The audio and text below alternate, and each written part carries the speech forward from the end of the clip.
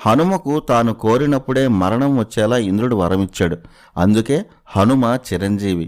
రాముడికి హనుమకు మొట్టమొదటి పరిచయం ఋష్యముఖ పర్వతం దగ్గర జరిగింది. సుగ్రీవుడిని అతని అన్న వాలి తరిమేశాడు. వాలిని ఎదిరించే బలం లేక సుగ్రీవుడు ఋష్యముఖ పర్వతంపై తలదాచుకున్నాడు. అతనితో పాటు హనుమంతుడు మరికొందరు వానర వీరులు కూడా ఉన్నారు. అప్పుడే ధనుర్బాణాలతో 2 వీరులు ఋష్యముఖ పర్వతం వైపు వస్తున్నారని సుగ్రీవుడికి తెలిసింది.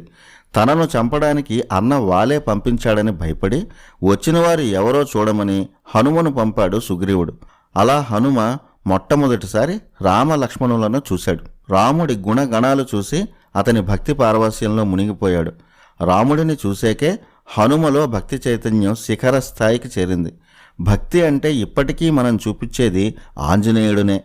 భక్తితోనే అతని శక్తి అమాంతం పెరిగింది. పైగా ఆ జన్మ బ్రహ్మచారి. బ్రహ్మచర్యంలో